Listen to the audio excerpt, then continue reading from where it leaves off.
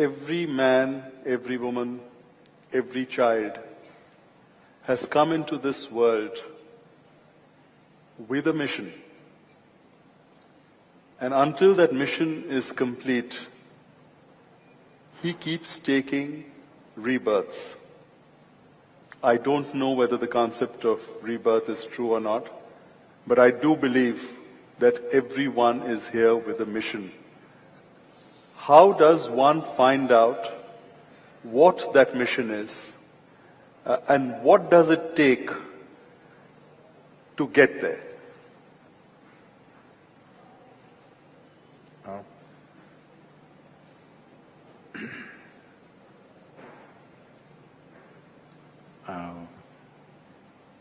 What I say may not be very pleasant.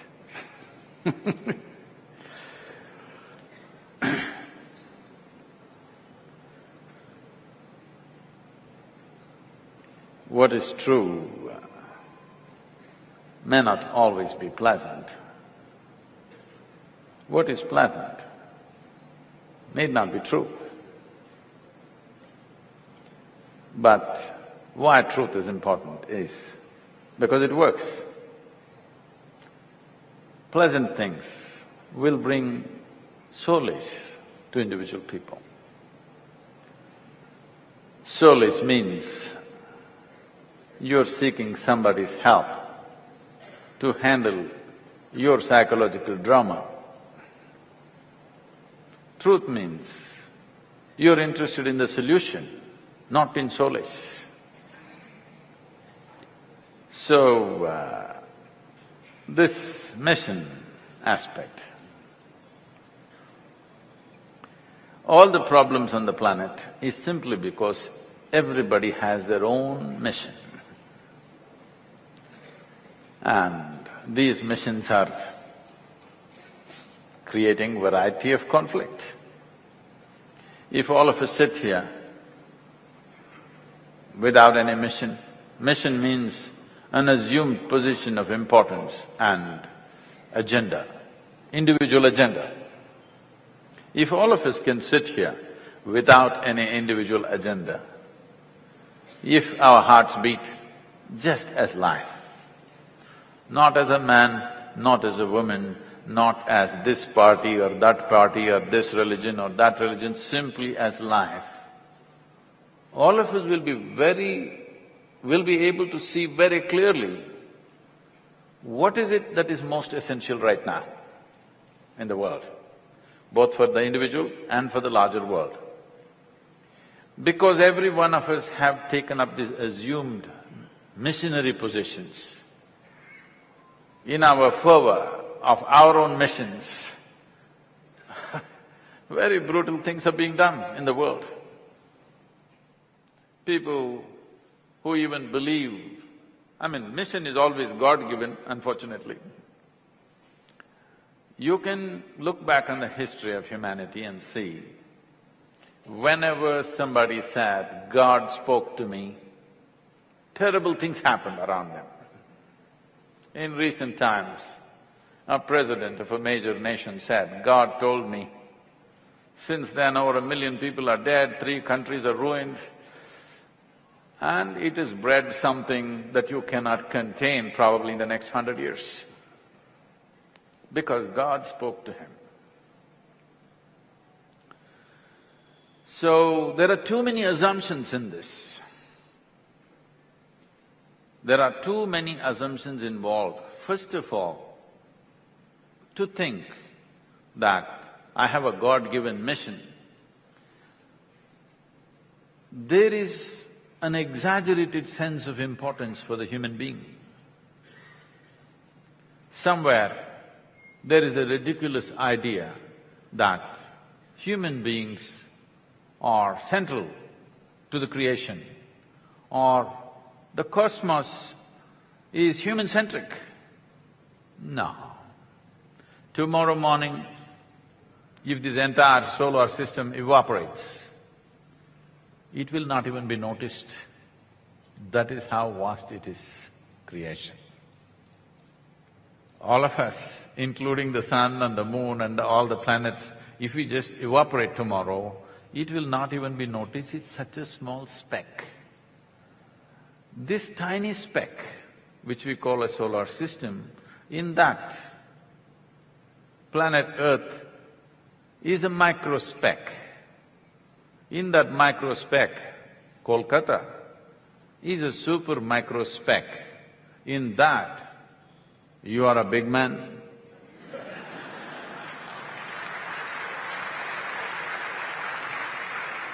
And now everybody has their own God-given missions.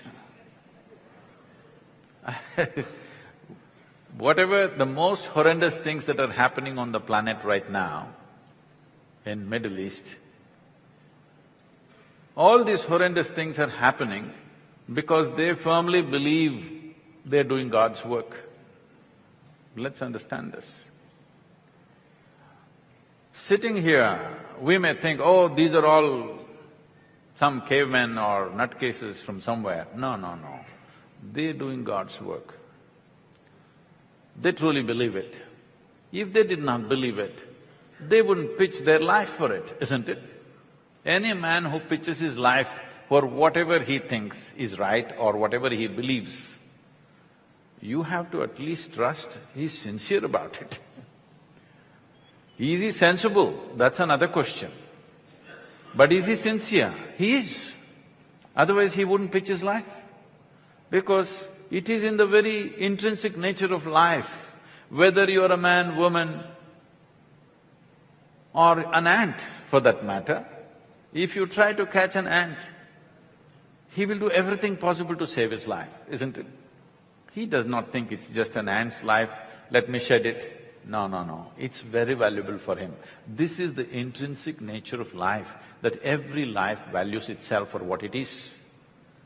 Now, because most human beings have done nothing about experiencing the intrinsic value of life, right now I would say most human beings are not life, they're a bundle of thoughts, emotions, ideas, opinions and prejudices. Because they have become this, now they're coming up with another idea, they have a God-given mission. There is no mission. Life is a phenomena beyond missions. It is bigger than any silly mission we can think about.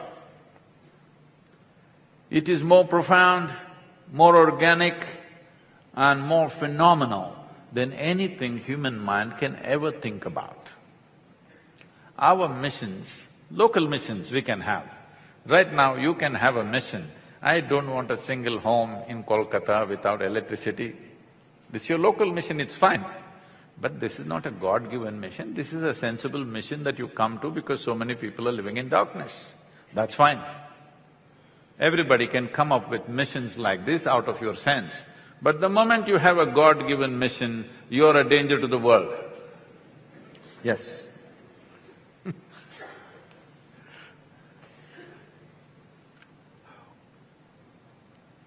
Is there salvation? And if so, what is it? Salvation from what? Salvation from birth and rebirth. So you believe you're here many times over.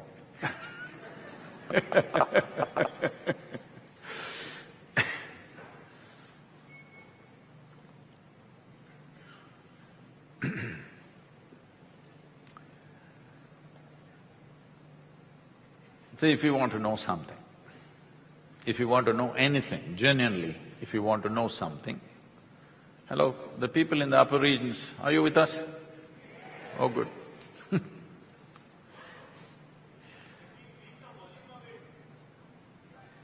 They want a little more volume. Increase Hello. it? Wherever the controls are, please, can you? Is this good? Hello? Okay.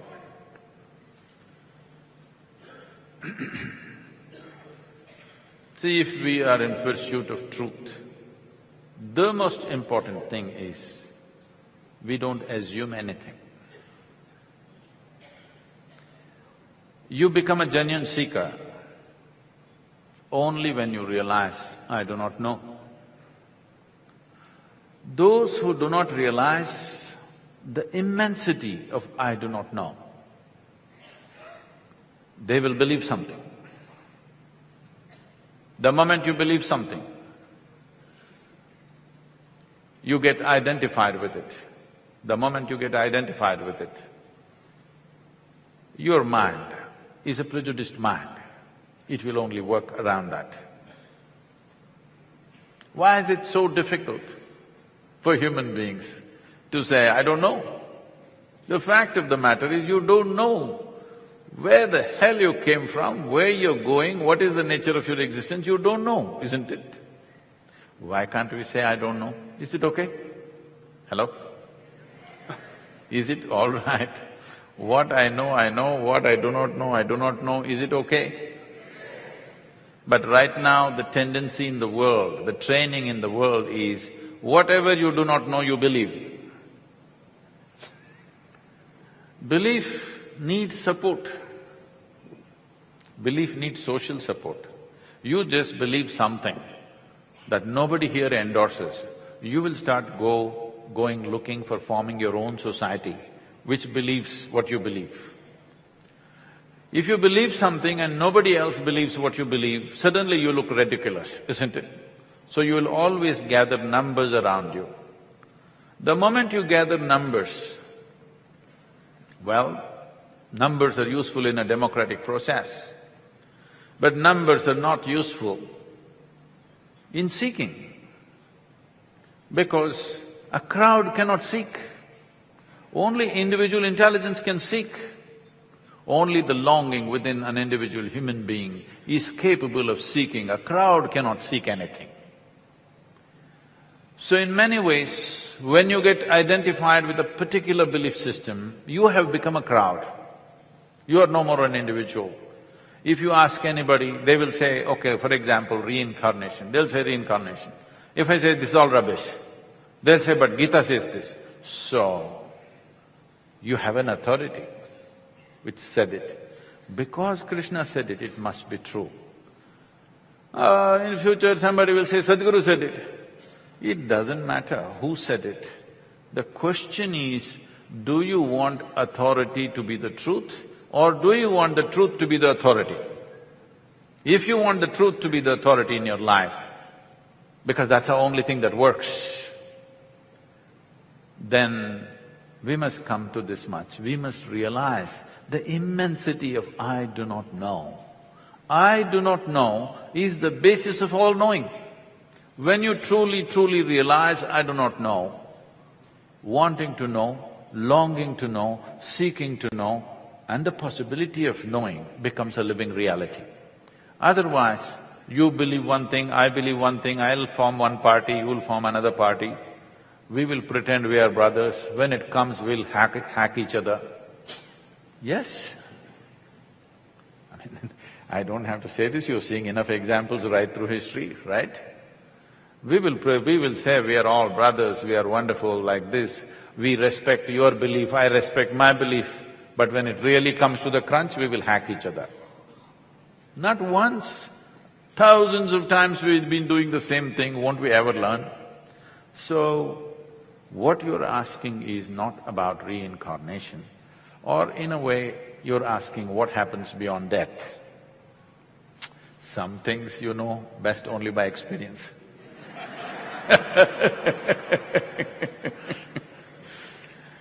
Now, essentially what you're asking is, what is the nature of my existence? It gets clothed in so many things. Just now, some time ago, I was in conversation with Harsh.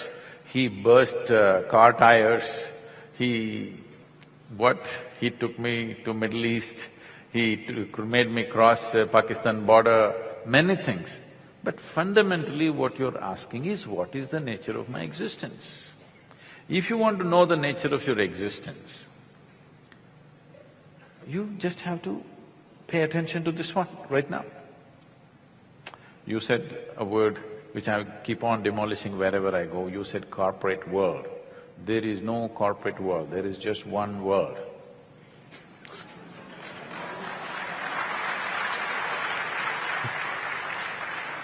So, the moment you belong to one world, I belong to another world, intergalactic fight will happen.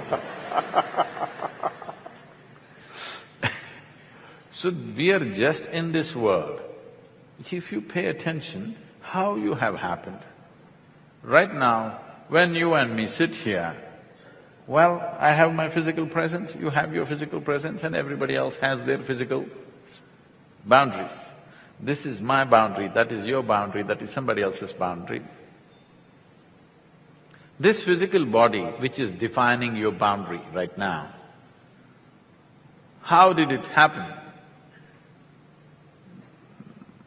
In Bengal, maybe it's just fish and rice. What else do you eat, huh? What else? That's not your diet. Yeah, maybe. So, fish, rice and rasgulla in the head. No, I'm saying you're sweet. So fundamentally, we accumulated this body by ingesting food. What we call as food is just actually a piece of the planet. It's good to get it now. If you experience this now, if this becomes a living reality, you understand this is just a piece of the planet. Little bit of topsoil I picked up and I'm walking around. Well, you can carry your topsoil in style or in a clumsy manner, it's up to you. But it is just topsoil. If you don't get it now, one day you will anyway get it from the maggots. Yes. One day when they bury you or burn you, anyway you will get it, isn't it? So what you accumulate, whatever you accumulate, can be yours at the most for now, but cannot be you, isn't it? Anything that you accumulate, you can claim is mine, but if you say it is me, it amounts to, even by medical definition, you are psychologically off. Yes, that's what it means. Suppose I say I am this furniture, people know I've lost it. This is happening every day. Food appears in your plate, you say, this is my food, you eat it and immediately say, this is me. So if you want to know the nature of your existence, one simple thing you can do is tonight before you fall asleep. If this is a genuine question, is it a question or is it entertainment? Is it a genuine question? It will become a genuine question when your bones start creaking and you know mortality starts knocking on your doors. Oh, am I saying something wrong? Do you know all of you are mortal? I'm saying, do you know even if you're in the upper regions, you will die one day, that's all I'm asking. Hello? Is it okay? This is not my wish. I'll bless you with a long life. But with or without me, you'll anyway die. Lot of people believe other people die. No, you and me will die. You and me will die. Not today, we don't want it today, but when it's time, we will die. So everything that you have accumulated will become meaningless on that day. Right now, if you learn, tonight before you go to bed, if you can sit on your bed, everything that you are not, everything that you have accumulated, for 2 minutes you keep it aside and just go to bed, go to sleep. If you sleep with this much awareness every day, one day you may wake up enlightened. Yes. You will know the nature of your existence. Because right now, if I tell you, Sanjeev, the nature of your existence, your Atma, you know how Atma came, it is a drop of Paramatma. I can tell you many things, but till it becomes a living experience for you, it is just a story, isn't it? Stories will add color to our life, but will not bring truth and liberation to our life. You're talking about salvation. If the longing for salvation is genuine, then stories are only entertainment. It doesn't matter whether the story came from ancient scripture or story came from a contemporary guru, it is just entertainment. But there are methods. I'm not known to be an entertainer. I do brutal things in a pleasant manner.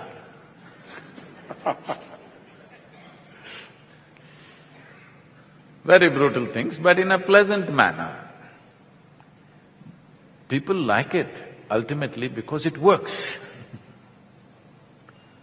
Ultimately, all that matters in this life is what works and what doesn't work, isn't it? Yes? Whether it's in business, in your world and my world. In every damn world, what works is ultimately matters, isn't it? What doesn't work, however pretty it is, doesn't gel after some time. So, if we are seeking salvation, don't seek salvation, just instead of waiting for that day when you will sit on your deathbed and wonder, what is this all about? Tonight, you sit on your bed and wonder, what is this all about? Let you come down to reality. Right now, you're running away with your psychological drama to such an extent, the existential is completely missing. If you pay attention, you will see and you will constantly be aware of your mortal nature. That means you know you shall also die.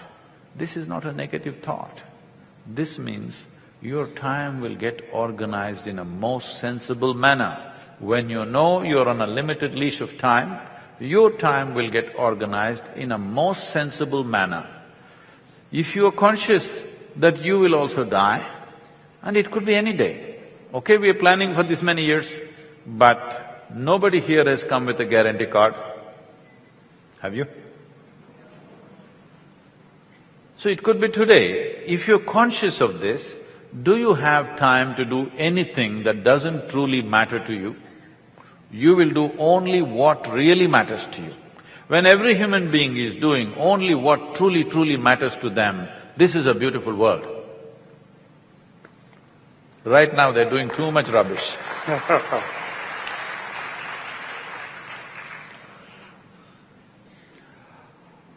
Being a very deep cricket enthusiast and now somewhat involved with the sport, I see with admiration the rise of Virat Kohli. I see his energy on the field, I see his energy off the field. I see the way he's transforming and rewriting the rules of the game. The T20 format, 140 to 160 was par score. He's redefined it. Now 190 is subpar. 250. 250, 240. There is something within him that propels him more than others. There are many people who are talented. There are many people who have this ability, but there are few who realize this ability. What is it that takes one to realize that he can do a little more, he can inspire more, he can create more, he can create new standards? Is there something from within or is it something from outside? What is it? I've also been watching Virat Kohli with interest because I've seen every great batsman in the last 40–45 years. Very few have hit the ball the way he's hitting it. Probably the only other person that I can think of is Vivian Richards, who used to hit the ball like this, but he did not have the same sense of mission that this boy has. He just played for fun and, an island, Caribbean culture, and he kind of didn't take it so seriously or did not go at it with a certain zeal with which this boy is going. But I think he was the only one who was striking the ball the way this boy is striking today. which is very rare. Most people who have watched only cricket on the television don't understand this probably. It's one of the most dangerous games on the planet. A hard ball is coming at you over 130, 140 kilometers per hour, and this is the only sport where the ball is pitched and it swings this way, that way, which gives you a fraction of a second to make your decision how to handle that ball. It's a very dangerous game. You must… you know, there are bowling machines, they may be there in Calcutta, yes? The bowling machines are there. Young man, I'm telling you, don't try 140 kilometers. At 80 or 90 kilometers, just set the bowling machine at 90 kilometers and stand there and see how the ball comes at you. It's crazy, okay? So every ball is different, the way it's coming at you, so it needs to be handled. Everybody who's there, we must understand, is very good. They may look clumsy, they may get out for zero, but they're very good with what they're doing. But somebody stands out like this. This reminds me of… there was a motorcycle rider whose name was Kenny Roberts, who won the world championships 5 times in a row. People couldn't believe it because you have to win 16 races across the country to get to the championship. All the machines are prepared by the top companies and the talent is at the highest level, but winning 5 in a row was considered unprecedented and impossible. So they asked him, how do you do this? So he said, I go out of control with control. I understand that very well. I live every step of my life like that, always out of control but with control. This is what everybody is seeking. They want little madness in their life, but they don't want to go insane. But their longing for safety and security makes them insulate themselves from that little madness. Then they wonder, what's happened to my life? It's become boring and no good. They try to step out, then they get hit by something. They again build walls around them. This process is going on. So when you take an example like this, one thing is the zeal. Another thing is loving what you're doing, really loving what you're doing. That's what you want to do. This once happened. I was just walking into the Chennai airport and the Indian hockey team was leaving for Germany for Champions Trophy that year. A few years ago, the Indian hockey team came and spent a week or 10 days in the yoga center and we had helped the previous team, but this was a new team.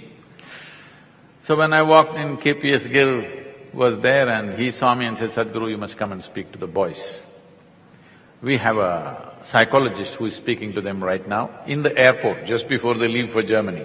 Many of these boys have never gone out of the country for the first time, they're going. At that time, half the team was from the tribal belt, because they all came out of the Tata Academy.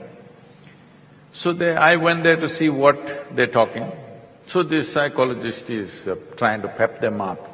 He's telling them, I can't repeat this in Hindi, but he's telling them, your parents have brought you up, you have to bring pride to them. 1 billion people, full Bharat is watching you, cannot disappoint them. These boys… These are all 18, 19-year-old boys from the tribal belt, 1 billion people, their expectations and their parents' honor, they're just dazed like that. So they asked me to speak. I said, see, I asked them, do you guys know how to play hockey? I asked them to bring the sticks and I played hockey right through my school and college. So I said, you guys, do you know how to play hockey? They said, yes. I said, no, you guys don't know how to play hockey. They said, no. Suddenly they became, no, we know how to play hockey. Then if you know how to play hockey, this is all you do.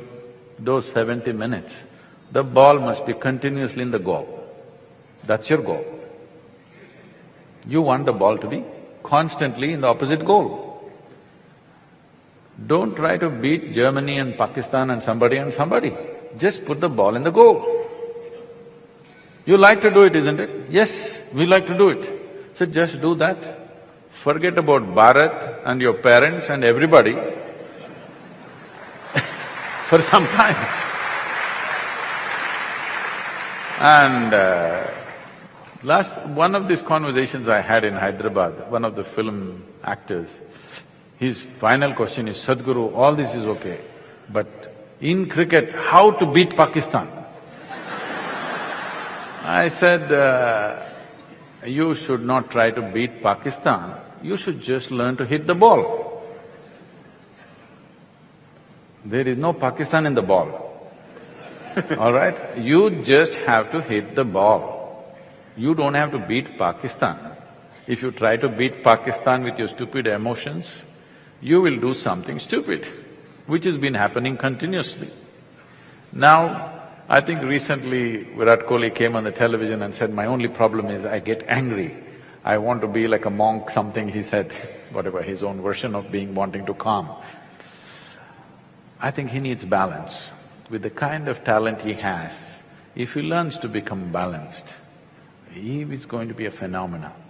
He's going to be a new cricketing story on the planet, not just one more player. He has the necessary ingredients. I said this when he was 17, I saw him playing in Singapore for the under-18 team or something, he was captaining that team at that time. I saw this boy playing and then only I said, this guy will go far. And then he vanished out of my radar for almost 5-6 years, and then he surfaced suddenly one day in the test in the Indian team, and now he's going the way he's going. He needs to balance himself.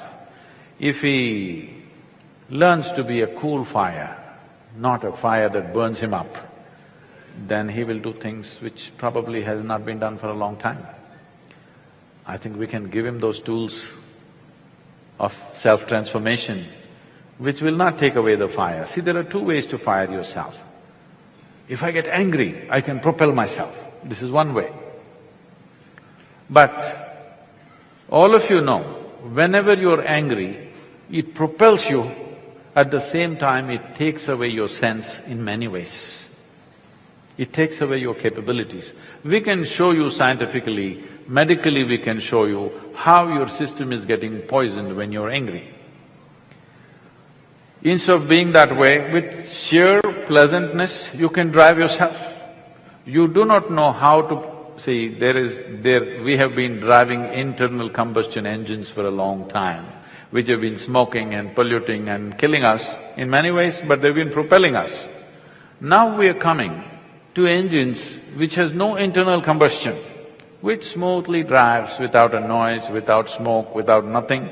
We're just coming to that, we're just coming of age with automobiles. Similarly, it's time humanity comes of age that you learn to propel yourself in a very pleasant manner. I am also on 20 hours a day, I'm just fooling around. Why do you need anger and this and that? If out of sense you can drive yourself, it is not necessary you have to drive yourself with anger or hatred. Yes, those things give you energy in a certain way, but they take away your competence in many levels. This boy needs tools for self-transformation. I think we should deliver that to him. I would like to do that to him because he is a phenomena in waiting. Yes, he is. If already not made.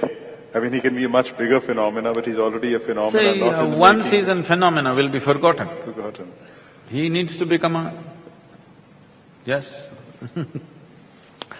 In cricket, you deal with lots of celebrities, lots of kids who over a period of time become celebrities and develop huge egos. And when you see the game from within, you see how large the egos are. And to the outside, the ego doesn't overtake the interests of the team, but sometimes it does. How does one as an owner draw a line between balancing the ego and the interest of the team. So if you were to pull up a celebrity, he's not used to it, he sulks. Then your team loses out. If you don't, because of his ego, sometimes wrong decisions are taken. So how does one balance this? This is not just in cricket, this is everywhere. Absolutely. You give somebody to do something, if they do it for 3 days, they have reached stratosphere. You know, if they do something, get little recognition, if 5 people clap their hands, they will rise. So till they fall, they don't realize this is not the way to play cricket. Up in the air, you can't play cricket, you got to be on the ground. So, how to deal with it?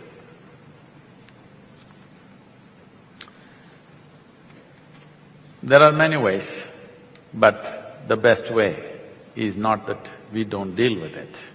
When I say we don't deal with it, they need tools for self-transformation. What has happened with them is just this. They are still driving themselves because of the euphoria of the crowds, what is written in the newspaper, what other people are saying about you. Or in other words, you have not found anything about yourself. You are a product of other people's opinion. Everybody is saying you're great and you start believing you're great. No. You don't have to believe anything. If you're good at something, you just have to keep on seeing how to enhance that. This is the problem with people, they think they become ambitious. Ambition means you're tweaking your desire. Instead of tweaking your competence, you're tweaking your desire, which is just the wrong way to do life. You don't need to be ambitious, you don't need to think I have to score 100 runs, you don't need to think I have to become a champion. You just have to hit the ball that's coming at you right now. That's all you need to do. For this, you of course need training, that's a different aspect. Without that you wouldn't have come here. You just need the necessary alertness and presence of mind to do what you have to do at that moment. Instead of that, they become stars. Your reputation will not play. It's only with your competence which plays. Your reputation cannot play. So by the time they realize this, many of them are flushed down because there is a younger crop coming up doing things. I think these boys, because without other exposure, without generally with education, they're just coming straight into the game and they fully give themselves to the game. Before they know what's happening, they're quite lost, many of them, not all of them. Many have matured with the game. Others have gotten lost with the game. If they are given a little education about how to handle themselves, I think they'll come out on the tops. If your stomach is empty, there's only one issue about food. But once the stomach becomes full, you have 100 issues going on. So the nature of the human being is such, no matter what you do, you want to be something more than what you are right now. And if that something more happens, something more, it's an endless pursuit.